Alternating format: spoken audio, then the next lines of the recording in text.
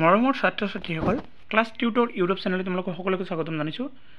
আজি মই সপ্তম শ্ৰেণীৰ অসমীয়া বিষয় অৰ্থাৎ অংকৰণৰ পাঠ নম্বৰ 1 তেজৰ কমলাপতি যিটো বৰগীত আছে, এই বৰগীতটোৰ প্ৰশ্ন উত্তৰসমূহ প্ৰথমৰ পৰা শেষলৈকে বিস্তৃতভাৱে আলোচনা কৰিবলৈ লৈছোঁ। আশা কৰোঁ তোমালোকৰ এইটো ভিডিঅ'ৰ জৰিয়তে ভালে হ'ব। চ' ভাল লাগিলে এটা লাইক কৰিবা আৰু চেনেলটো ছাবস্ক্ৰাইব কৰিবলৈ পাহৰি নাযাবা। আজি তোমালোকৰ যিটো প্ৰথম 1 আৰু 2 নম্বৰ প্ৰশ্ন আছে, এই 1-2 নম্বৰ প্ৰশ্নটো তোমালোকে নিজে কৰিব লাগিব, ইমান গুৰুত্বপূৰ্ণ নহয়, গাবলৈহে দিছে আৰু বাকী কি কৈছে চোৱা। তলৰ প্ৰশ্নসমূহৰ উত্তৰ কোৱা আৰু লিখা। ক নম্বৰটো হৈছে বৰগীত ৰচনা কৰা মহাপুৰুষ দুজনৰ নাম কি? উত্তৰটো হৈছে যে বৰগীত ৰচনা কৰা মহাপুৰুষ দুজনৰ নাম হ'ল শ্ৰীমন্ত শংকৰদেৱ আৰু শ্ৰী শ্ৰী মাধৱদেৱ। খ নম্বৰত কৈছে তেজেৰে কমলাপতি নামৰ বৰগীতটিৰ ৰচক কোন? উত্তৰ তেজেৰে কমলাপতি নামৰ বৰগীতটোৰ ৰচক হ'ল মহাপুৰুষ শ্ৰী মাধৱদেৱ। গ নম্বৰত কৈছে তিমিৰ ফেৰিয়া কি বাছ হয়? উত্তৰটো হ'ল তিমিৰ ফেৰিয়া বাছ ৰবিৰ কিৰণ হয়। খ নম্বৰ যশোদাই কৃষ্ণক পুৱা কিয় জগাইছিল? উত্তৰটো হৈছে যশোদাই কৃষ্ণক পুৱা গৰু চৰাবলৈ জগাইছিল। 4 নম্বৰ প্ৰশ্নত তলত দিয়া পদ দুহাৰীত কোনে কাক কি কৈছে নিজৰ কথাৰে লিখা। উত্তৰটো কৈছে যে নন্দ গেল বাথানে গোৱাল গেল পাল, সুৰভি চাৰিতে লাগে উঠৰে গোপাল। ইয়াৰ উত্তৰটো চোৱা। কি কৈছে যে এই কথাষাৰি যশোদাই পুৱা কৃষ্ণক কৈছিল যে উঠা তোমাৰ পিতৃ গৰু খুটিলৈ গৈছে আৰু গৰখীয়া বৰে গৰুলৈ জাকে জাকে চৰাবলৈ গৈছে, তোমাৰ সুৰভি গাইক চৰাবলৈ যোৱা উঠা কৃষ্ণ। 5 নম্বৰ প্ৰশ্ন শব্দ সম্ভাৰ আৰু অভিধান চাই অৰ্থ লিখা। তোমালোকৰ ঘৰ হিচাপত দিয়া আছে, মই চিধাকৈ লিখি দিছোঁ। উত্তৰটো চোৱা। কৈছে বিষ্ণু হ'ব ভগৱান, তিমিৰ যাৰ অৰ্থ হৈছে এন্ধাৰ, ডাকে যাৰ অৰ্থ হৈছে মাতে, ব্ৰজবধূ ব্ৰজধামৰ বোৱাৰী, শতপত্ৰ পদুম, ভ্ৰমৰ ভ্ৰমৰা, ত্ৰিজগত স্বৰ্গ মৰ্ত পাতাল, এই তিনি যুগৰ সমাহাৰ বুলি জনা যায়। 6 নম্বৰ কৈছে বৰগীতত প্ৰকাশ পোৱাৰ প্ৰাকৃতিক দৃশ্যৰ এটি বৰ্ণনা দিয়া। উত্তৰত কৈছে তেজৰে কমলাপতি বৰগীতটো মাধৱদেৱৰ বৰগীতৰ জাগৰণ শ্ৰেণীৰ অন্তৰ্ভুক্ত। ইয়াত ৰাতিপুৱা অপূৰ্ব প্ৰাকৃতিক সৌন্দৰ্যৰ মাজেৰে মাতৃ যশোদাই পুত্ৰ কৃষ্ণক যোগোৱা চিত্ৰ বৰ্ণিত হৈছে। বৰগীতত প্ৰকাশ পোৱা ৰাতিপুৱাৰ প্ৰাকৃতিক দৃশ্যটো এনেধৰণৰ। ৰাতিৰ অন্ধকাৰ আঁতৰি যোৱাৰ লগে লগে বগা বৰণে পৃথিৱীখন আৱৰি ধৰিছে আৰু অন্ধকাৰ আঁতৰাই সূৰ্যৰ পোহৰ উদ্ভাসিত হৈ উঠিছে। পদুম ফুল ফুলি উঠিছে, তাৰ আকৰ্ষণত ভ্ৰমৰাবোৰ উৰি ফুৰিছে।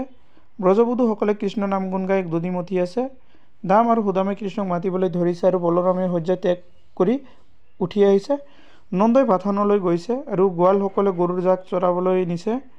গতিকে কৃষ্ণই শয্যা ত্যাগ কৰি ক্ষীৰ লৱণ শিঙা বেদ বিনু আদিলৈ গাই গৰু চৰাবলৈ যাব লাগে, কাৰণ পোৱালীবোৰৰ অবিহনে গাই গৰুবোৰে হেম্বেলিয়াব ধৰিছে। এইদৰে মাধৱদেৱৰ বৰগীতত ৰাতিপুৱাৰ এটি সুন্দৰ দৃশ্য প্ৰকাশ পাইছে।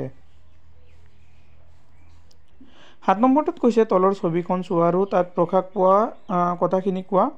এইটো ছবি আছিল তোমালোকৰ, ছবিটো ভালদৰে চাবা।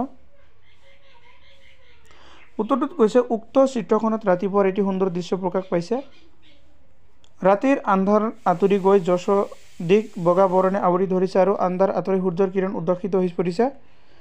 সৰোবৰত পদুম ফুলবোৰ ফুলিবলৈ ধৰিছে। ৰাতিপুৱাৰ লগে লগে পক্ষীবোৰে জাক পাতি উৰি গৈছে। পাহাৰৰ মাজৰ পৰা উদ্ভাসিত হৈ অহা সূৰ্যৰ ৰাঙলী আভাই প্ৰকৃতি জগতত এক অনাবিল সৌন্দৰ্যৰ সৃষ্টি কৰিছে। 8 নম্বৰৰ ক নম্বৰ এটা প্ৰশ্ন আছে যে তলৰ শব্দৰ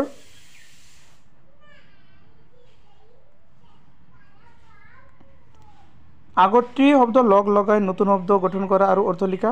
প্ৰথমটো হৈছে যেনেকুৱা জগত ত্ৰিজগত, ভোজৰ কি হ'ব, কাল কি হ'ব, হুল কি হ'ব, কোন নয়ন কি হ'ব, এইটো চাব লাগিব। উত্তৰটো চোৱা হৈছে ত্ৰিজগত। ইয়াৰ অৰ্থ লিখিব দিছে ত্ৰিজগত স্বৰ্গ মৰ্ত পাতাল, এই তিনি জগত। তাৰপিছত আছে ভোজ, এইটো আমি ত্ৰি শব্দ লগ লগাই আহিছোঁ। ভোজ হৈছে যেনেকুৱা তিনিটা বাহু থকা ক্ষেত্ৰ, তিনিডাল সৰল ৰেখা আগুৰা ক্ষেত্ৰ। কাল, এইটো হ'ব ত্ৰিকাল, ভূত ভৱিষ্যত আৰু বৰ্তমান, এই তিনি কাল। হুল, ত্ৰিশূল, মূল তিনিটা জং থকা এবিধ অস্ত্ৰ। কোণ, ত্ৰিকোণ, তিনিটা কোণ থকা ক্ষেত্ৰ। নয়ন, ত্ৰিনয়ন, তিনিটা চকু থকা অৰ্থাৎ শিৱ। খ নম্বৰত কৈছে তলত দিয়া শব্দবোৰৰ আগত বি পূৰ্ণসৰ্গ লগ লগাই শব্দবোৰৰে অৰ্থ প্ৰকাশ হোৱাকৈ একটা বাক্য ৰচনা কৰা। যেনেকুৱা সুখ, বিহুখ হ'ব, বিদুৰ বিকিৰণ নন্দ বাক্য ৰচনা কৰি দিয়া হৈছে চাবা এইটো মুখ বিমুখ ভিক্ষাৰীয়ে কেতিয়াও বিমুখ নকৰি ভিক্ষাৰীক কেতিয়াও বিমুখ কৰিব নালাগে মানে মূল বাক্যৰ শব্দৰ লগত আমি এটাকে দাগ দিব লাগিব দূৰ এইটো মূল শব্দটো হৈছে বিদুৰ আত্মীয় মানুহ বিদুৰত থাকিলে বৰ্গ মনত পৰে কিৰণ বিকিৰণ ৰাতিপুৱা সূৰ্যৰ পোহৰ চাৰিওফালে বিকিৰণ হৈছে নন্দ বিনন্দ সদায় বিনন্দ মনেৰে থাকিব লাগে 9 নম্বৰত কৈছে ব্ৰজাৱলী ভাষাত লিখা বাক্য চাৰিহাৰী আধুনিক অসমীয়ালৈ ৰূপান্তৰ কৰা ক নম্বৰটো হৈছে ৰয়নী বিদ্যুৎ ধুৱলী ধৰণ এইটো হৈছে এন্ধাৰ আঁতৰি গৈ চাৰিদিশে পোহৰ হ'ল খ নম্বৰটো হৈছে হতপত্ৰ বিকশিত ভ্ৰমৰ উৰাই উত্তৰটো চোৱা কৈছে যে পদুম ফুলবোৰ ফুলি উঠাত তাত ভ্ৰমৰাবোৰ উৰিব লাগিছে গ নম্বৰটো হৈছে দাম সুদামে ডাকে তেৰি লৈ নাম উত্তৰটো হৈছে সুদামে তোমাৰ নাম ধৰি মাতিব লাগিছে ঘ নম্বৰটো হৈছে ক্ষীৰ লবণু লৈ শিঙা ভেদ বেনু উত্তৰটো হৈছে ক্ষীৰ লবণু আৰু শিঙা এচাৰি বাঢ়ি লৈ সুৰভি চৰাবলৈ যোৱা 10 নম্বৰটোত কৈছে এটা শব্দত প্ৰকাশ কৰা তাৰ গৰু বন্ধা ঠাই মানে কি হয় গোহালি বা বাথান যিয়ে ৰাতি নেদেখে কুকুৰি কণা বা ৰাতি কণা বুলি কয় যিজনে সকলোৱে জানে সৰ্বজ্ঞান যি সকলৰ মাজত প্ৰিয় জনপ্ৰিয় যাক সহজে লাভ কৰিব নোৱাৰি দুৰ্লভ যিজনে বিষ্ণুক উপাসনা কৰে বৈষ্ণৱ 11 নম্বৰ প্ৰশ্নত কৈছে বৰগীতটোত 4টা আখৰেৰে গঠিত এটা শব্দ আছে সেই শব্দটোৰ প্ৰথম আখৰ দুটা মিলি বল বুজায় আৰু শেষৰ আখৰ দুটা মিলি মানুহৰ নাম বুজায় শব্দটো বিচাৰি উলিয়াই লিখা প্ৰথম আখৰ দুটা মিলি বল হয় এইটো হ'ব সেই শব্দটো হ'ল বলৰাম তাৰপিছত এটা প্ৰশ্ন কৈছে প্ৰথম আৰু তৃতীয় মিলি কি বুজায় এইটো হ'ব বৰা দ্বিতীয় আৰু তৃতীয় মিলি কি বুজায় লৰা চতুৰ্থ আৰু দ্বিতীয় মিলি কি হয় এইটো হ'ব মল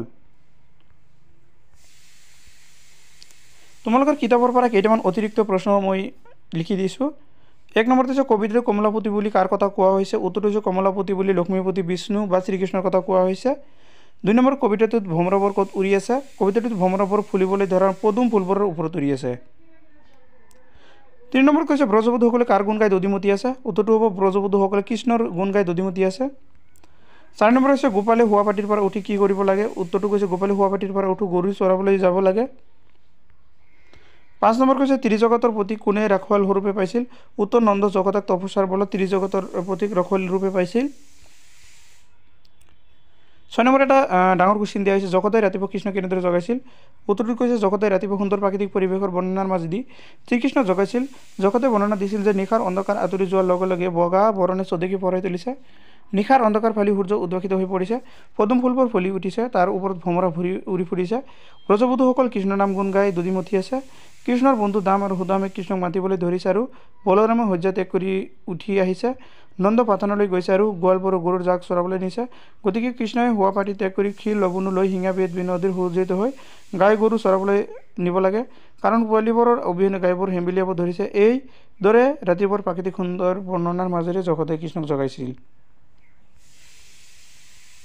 7 নম্বৰ মই নিজে লিখি দিছোঁ মানে বিবিধ লিংগ বুজো শব্দবোৰ মিলাব দিছে যেনেকৈ পিতা আই হয় বধূ পুত্ৰ বধূ গোৱাল গোৱালি পতি পত্নী বালক বালিকা পুৰুষ মহিলা আজিৰ ভিডিঅ' এইখিনিলৈকে ভিডিঅ'টো সম্পূৰ্ণ কৰাৰ বাবে তোমালোকক সকলোকে ধন্যবাদ জনাইছোঁ